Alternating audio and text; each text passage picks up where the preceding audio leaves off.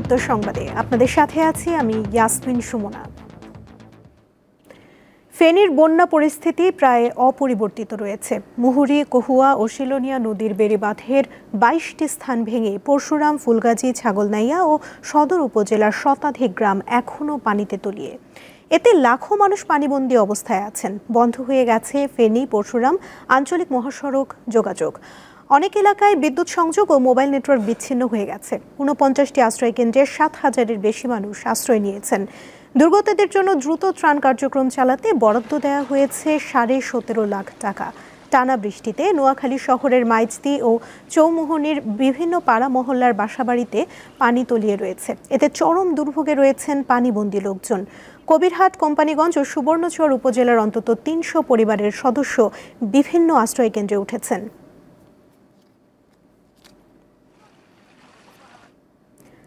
আগামী ৩-৪ দিন দেশের প্রায় সকল বিভাগে হালকা থেকে মাঝারি ধরনের বৃষ্টিপাত হতে পারে। তবে এই সময়ে কোনো বিভাগে ভারী বৃষ্টির সম্ভাবনা নেই। শুক্রবার সকালে এমন পূর্বাভাসের কথা জানিয়েছে আবহাওয়া অফিস। তবে লঘুচাপ কেটে যাওয়ায় এবং মৌসুমি বায়ু সক্রিয় না থাকায় তাপমাত্রা বৃদ্ধি পাবে। ঢাকা, ময়মনসিংহ, খুলনা, বরিশাল, চট্টগ্রাম ও সিলেট বিভাগের কিছু জায়গায় এবং রংপুর ও রাজশাহী বিভাগের কিছু জায়গায় আগামী ৩-৪ দিন মাঝারি ধরনের বৃষ্টিপাত হতে পারে। ১৬ জুলাই থেকে দেশের উত্তরাঞ্চলে মাঝারি থেকে ভারী বৃষ্টিপাতের সম্ভাবনা রয়েছে। গত ২৪ ঘন্টায় দেশে সর্বোচ্চ বৃষ্টিপাত রেকর্ড করা হয়েছে মাদারীপুরে ১৩২ মিলিমিটার ও ঢাকায় ১২৬ মিলিমিটার। আগামী ২৪ ঘন্টার আবহাওয়ার পূর্বাভাসে বলা হয়েছে রাজশাহী, ঢাকা, খুলনা, বরিশাল, চট্টগ্রাম ও সিলেট বিভাগের কিছু কিছু জায়গায় অস্থায়ীভাবে দমকা অথবা ঝোড়ো হাওয়া সহ বৃষ্টি অথবা বজ্রসহ বৃষ্টি হতে পারে। ১৬ তারিখের আগে দেশে সার্বিকভাবে ভারী বৃষ্টিপাতের কোনো সম্ভাবনা আপাতত আমরা দেখছি না। অর্থাৎ এই সময়ে সারা দেশের আবহাওয়া বৃষ্টি থাকবে, তবে সেটা হালকা থেকে মাঝারি ধরনের বৃষ্টি থাকবে। অর্থনীতিবিদ ও জনতা ব্যাংকের সাবেক চেয়ারম্যান ডক্টর আবুল বারকাতকে গ্রেফতার করেছে ডিবি পুলিশ। রাজধানীর ধানমন্ডি থেকে বৃহস্পতিবার রাত 11:30টার দিকে তাকে গ্রেফতার করা হয়।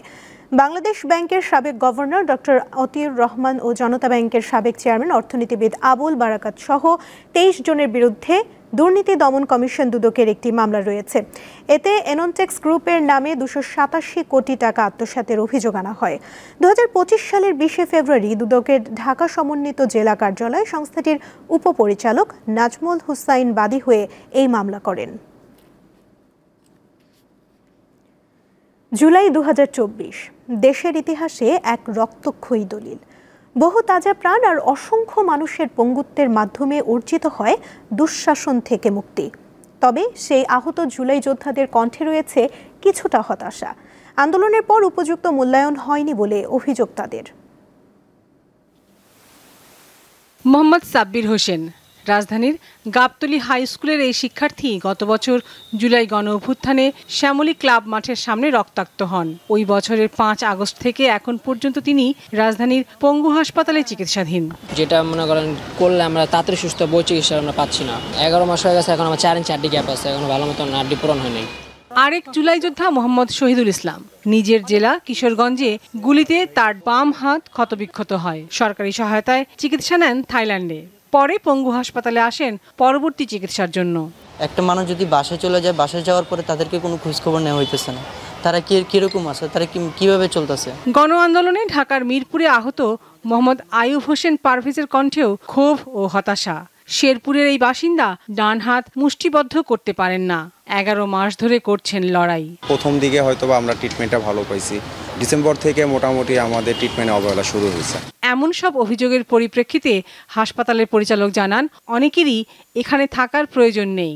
যাদের অবস্থা স্থিতিশীল বা হাসপাতালে ভর্তির প্রয়োজন নেই তাদের চিকিৎসা আমরা আউটডোরে বহির্বিভাগে পরামর্শ দিচ্ছি, ওষুধ লিখে দেওয়া হচ্ছে। দ্বিতীয়ত হচ্ছে তাদের হেলথ কার্ড আছে, তারা বাংলাদেশের যে কোনো সরকারি হাসপাতালেই অর্থোপেডিক্সের বিশেষজ্ঞ চিকিৎসা তাদের বাড়ির কাছে বা তারা যেখানে থাকেন জুলাই যোদ্ধারা সেখান থেকে চিকিৎসা নিতে পারবেন। আহত ও নিহতদের আর্থিক অনুদান দেওয়া হয়েছে বলে জানান জুলাই শহীদ স্মৃতি ফাউন্ডেশনের গভর্নিং বডির এই সদস্য। জুলাই শহীদ স্মৃতি ফাউন্ডেশন, বাংলাদেশ সরকার যারা এই চিকিৎসার স্বাস্থ্যের সাথে জড়িত আছে তারা সকলেই সর্বোচ্চ চেষ্টা করে যাচ্ছে এই আহতদেরকে সর্বোচ্চ কিভাবে চিকিৎসা সেবা দেওয়া সম্ভব। জুলাই আন্দোলনের শহীদ ও আহতরা তাদের ন্যায্য প্রাপ্য বুঝে পাননি বলছেন এই আন্দোলনের নেতারা। শহীদ আহতদের এটা হচ্ছে বাংলাদেশ রাষ্ট্রের যে প্রাতিষ্ঠানিক অব্যবস্থাপনা, আমি নিজেও যেহেতু সরকারে ছিলাম, আমি সেটার ভুক্তভোগী তারা হয়েছে। সরকার নানা ধরনের উদ্যোগ নিয়েছে, বাজেট পাস হয়েছে, নতুন বাজেটও তাদের জন্য বরাদ্দ রয়েছে, কিন্তু সেই সুবিধাগুলো তাদের কাছে পৌঁছাতে নানান ধরনের জটিলতা তৈরি হয়।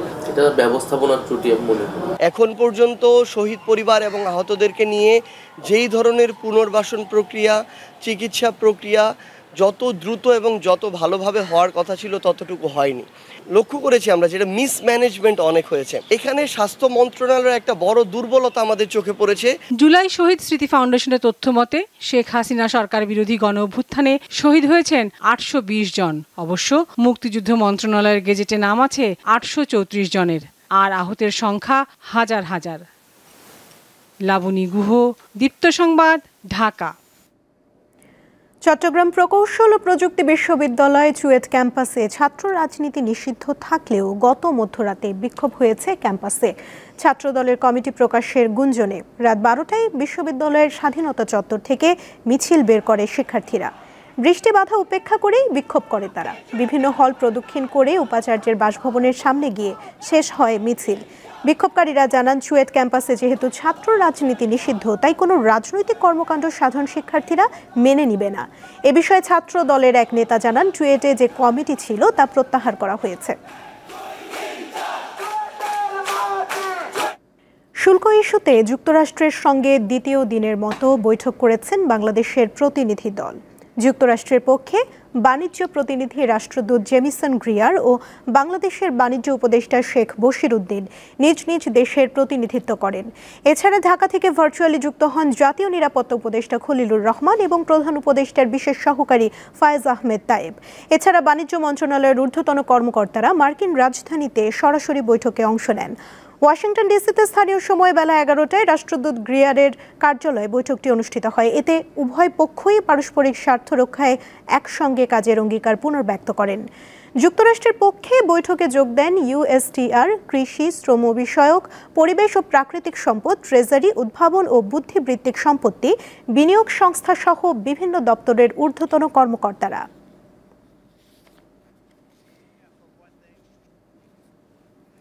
গাজায় বৃহস্পতিবার ভোরে চালানো ইসরায়েলি হামলায় আরও অন্তত 82 ফিলিস্তিনি নিহত হয়েছেন।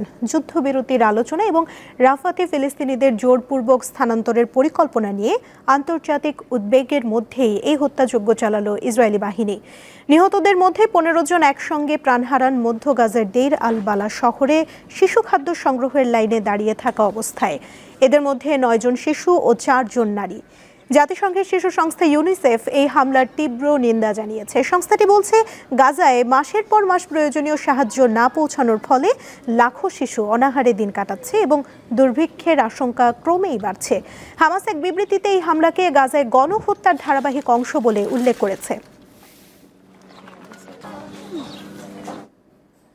এই ছিল এখনকার মতো। পরবর্তী সংবাদ বেলা 3টায় দেখার আমন্ত্রণ রইল। এছাড়া আরও তথ্য এবং বিনোদন জগতের নানা খবর পেতে যুক্ত থাকুন দীপ্ত ডিজিটাল প্ল্যাটফর্মের সাথে। ধন্যবাদ সবাইকে।